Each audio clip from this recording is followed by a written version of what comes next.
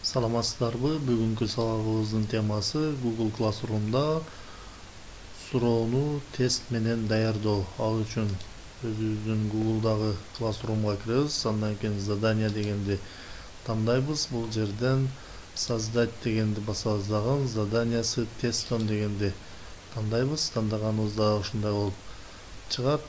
Бул жерден название деген жерге мисалы тест 1 деп коеюн, аталышын жазабыз. Инструкция деген жерге жазсак дагы болот, жазбасак дагы болот.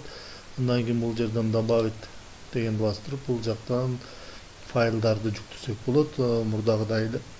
Андан кийин бул жерден тест түзүү үчүн создать дегенди басабыз дагы. Бул жерден форму дегенди басабыз. Басканыбызда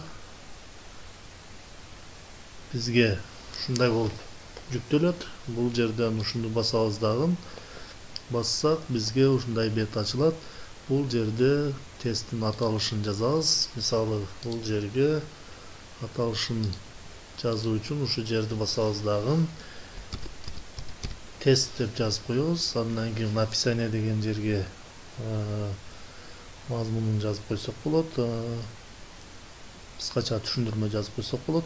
Андан кийин бул жерге вопрос без заголовка деген жерди басабыз дагы. Бул жерге фио деп коебуз. Окуучунун өзүнүн аты жөнүн киргизиш керек.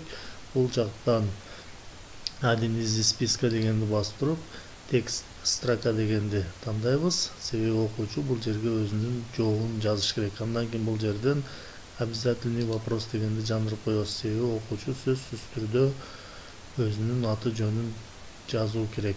Андан кийин суроолорду жазуу үчүн бул жерден плюс белгини басабыз. Басканыбызда ушундай болуп чыгат. Бул жака суроону жазабыз. Мисалы биринчи суроо. Андан кийин бул жерден бул суроодо бир канча варианттар болсун. Ошол варианттардын ичинен бирөөсү гана туура вариант болсун.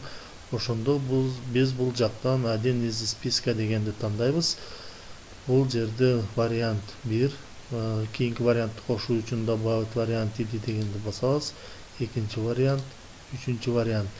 Андан кийин бул жерден туура вариантты белгилөө үчүн өйдө жакта настройки деген бар. Настройки дегенди бассак ушундай бет ачылат. Бул жерден общее деген тандалып турат. Бул жерде собирать адрес электронной почты дегенге птичка кое турган болсок, анда ушул тест тапшыруучулардын бардык электрондук адрестерин топтоп алсак болот. Андан кийин бул жерде отправлять форму не более одного раза дегенге птичка коебуз. Ошондо бул тестке бир гана жолу катталып тапшыра алышат.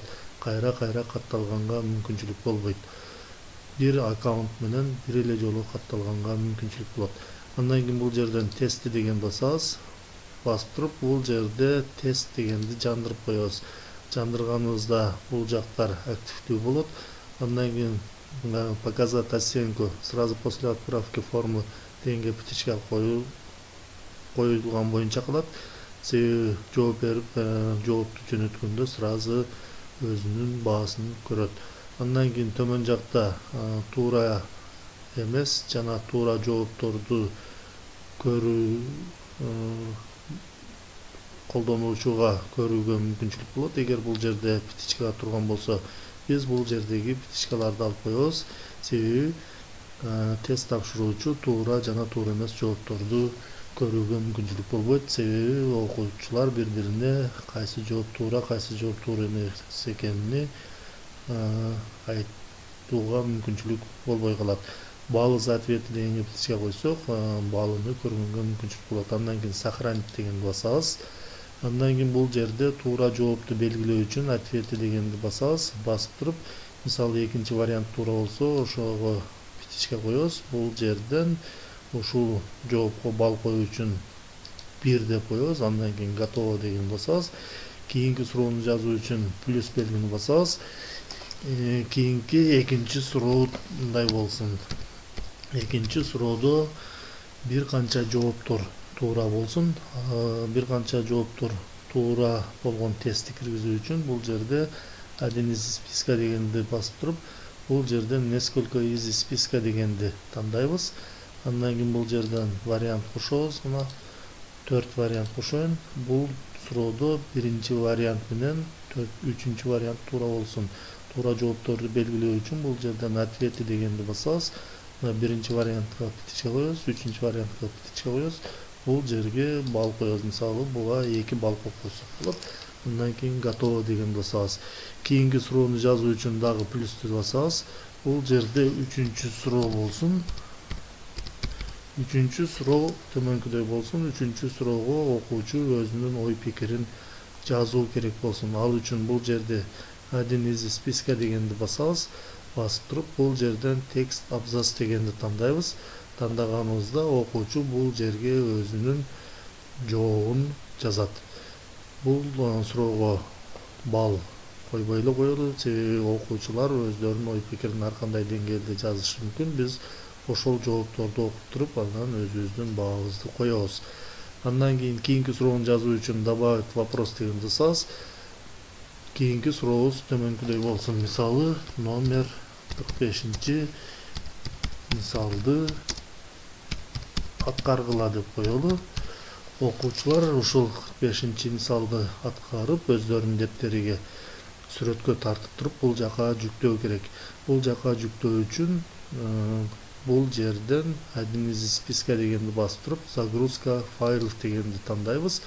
Себеби тандаганыбызда окуучу бул жака өзүнүн ошол чыгарган, аткарган ишин сүрөткө тартып, бул жака жүктөй алат. Андан кийин бул жерден далее дегенди басабыз. Бассак ушундай болуп чыгат. Бул жерден разрешить только определенные типы файлов дегенди жандырабыз. Бул жерде бардык көзөнөкчөлөргө птичка коюп чыгабыз. Бул жерде таблица түрүндө жүктөй алат, PDF форматында, видео түрүндө, презентация түрүндө, сүрөт түрүндө, аудио түрүндө жүктөгөнгө мүмкүнчүлүк болот. Максимальное количество файлов дегенде 1 деп турса, бири гана файл жүктөй алат. Биз өзгөртө турган болсок, ушул жерди басып туруп 5 дегенди тандай турган болсок, ушул суроо боюнча 5 файл жүктөгөнгө мүмкүнчүлүк болот. Андан кийин максимальный размер файла деген жерде 10 мегабайт деп турат. Бул жерди басып туруп өзгөртүп койсок болот. Мисалы 100 деп койсок, окуучу 100 мегабайтка чейинки файлды жүктөгөнгө мүмкүнчүлүк болот. Бул жерден бал койбойбуз, себеби биз окуучунун аткарган ишини өзүбүз ручной текшерип туруп, анан кийин өзүбүздүн баабызды коебуз. Ушундай кылып бардык суроолорду түзүп болгондон кийин бул жерден отправить дегенди басабыз. Басканыбызда бизге ушундай ссылка чыгат. Ушундай барак чыгат. Бул жерден окуучуларга ссылканы жөнөтүү үчүн ушул ссылканы белгисин басабыз. Басканыбызда ссылка ушундай болуп чыгат. Бирок бул ссылка өтө узун болгондуктан бул ссылканы кыскартуу керек. Кыскартуу үчүн короткий URL дегенге птичка койсок, бизге кыскартып берет. Андан кийин бул жерден ушул ссылканы көчүрүп алуу үчүн копировать дегенди басабыз. Басып туруп, бул жака тапшырмага бул жерде добавить деп туруп, ссылка дегенди басып туруп, бул жака ошо ссылканы коюп койсок болот. Добавить ссылку дегенди коебуз. Бул жака ссылка коюлду мына. Андан кийин оң жагында курсту белгилейбиз. Бул жерден все учащиеся дейбиз. Бул жерде бал 100 бал боюнча калсын. Андан кийин бул жерден срокко койсок болот. Азырынча биз койбой эле туралы. Бул жака тема койсок болот. Андан кийин бул жерден создать задание дегенди басабыз. Создать задание дегенди басканыбызда ушундай болуп жүктөлөт окуучуларга. Окуучу кантип көрөт. Окуучу өзүнүн Google'дагы класс румга киргенде окуучудан төмөнкүдөй болуп чыгат. Азыр мына тест номер 1 деп чыкты.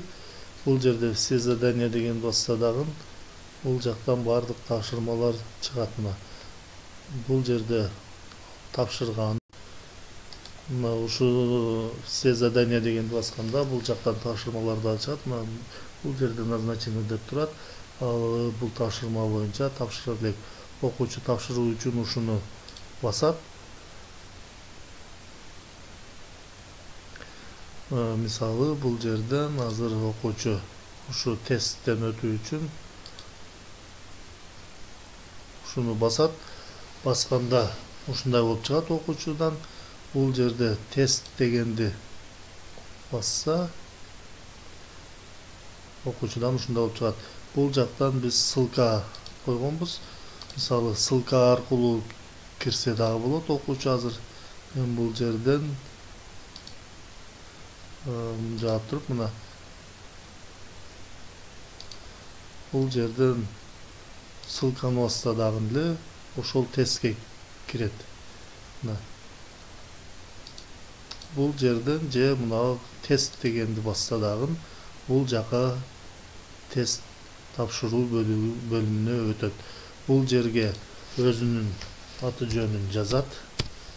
Андан кийин бул жактан туура жоопту белгилейт. Мисалы экинчи вариант туура, бул жакта биринчи жана үчүнчү вариант туура дейли.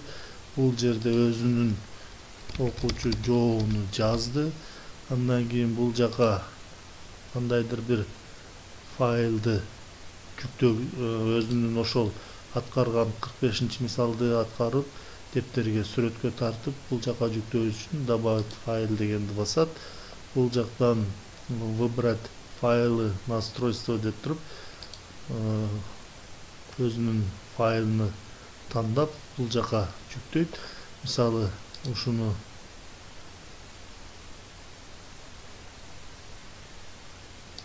жүктөйм. Открыть дегенди басабыз. Бул загрузить дейбиз. Бул жака жүктөлөт. Мына өзүнүн аткарган ишини бул жака жүктөдү. Андан кийин отправить дегенди басат.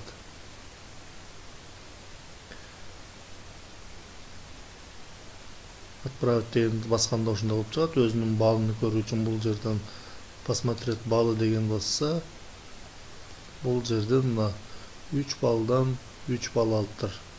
Бардыгын туура белгилептир тесттерди. Жанагы суроолорду биз окуп туруп өзүбүз баалайбыз. Окуучу ушинтип тапшырат. Тапшыргандан кийин бул жака андан кийин бул жерге кайтып келет дагы. Отметить как выполнено дегенди басып коет. Басып туруп бул жерден дагы отметить как выполненное дегенди басат. Басканда мугалимге барып түшөт. Мугалим өзүнүн Google классына кирет дагы. Бул жерден азыр все задания дегенди карайт. Бул жактан окуучуга поставлена оценка коюлуптур. Азыр тестти көрөлү.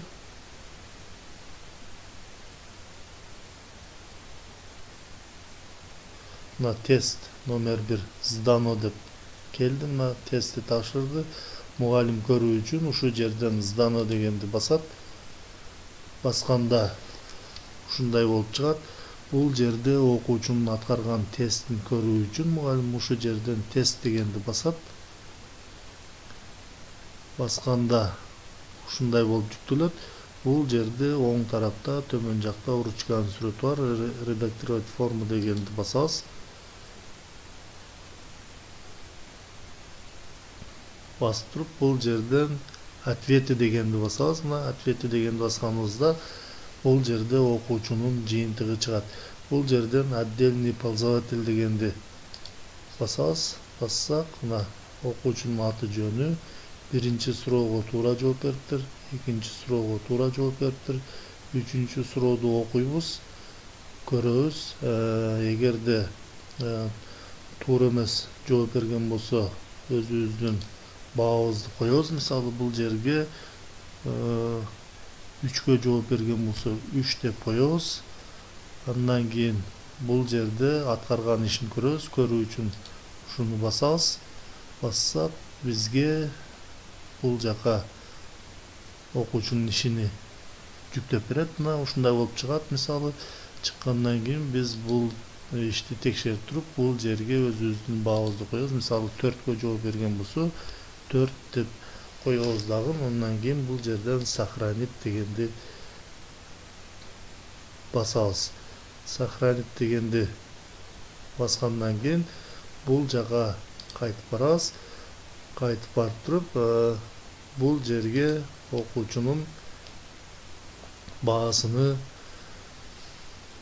коебуз. Мисалы 100 балдан жанагы кетирген каталарын эске алып туруп, мисалы 85 деп койсок, коюп туруп энтерди басабыз. Басканыбызда ушундай болуп подождите деп жүктөлөт. Азыр жүктөлүп атат.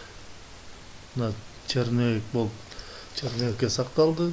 Бул балды окуучуга жөнөтүү үчүн биз бул жерден вернуть дегенди басабыз. Басканыбызда отправить работу учащимся деп чыгат. Ушул окуучуга кайра жөнөтүш керек. Мына 100 балдан 85 бал алдың деп вернуть дегенди басабыз. Бассак, мына окуучуга 85 бал коюлду 100 балдан. Максимальный бал 100 бал эле. Окуучу өзүнүн ишин баасын кантип көрөт? Бул жерден мисалы окуучу өзүнүн ишин көрүү үчүн обновить.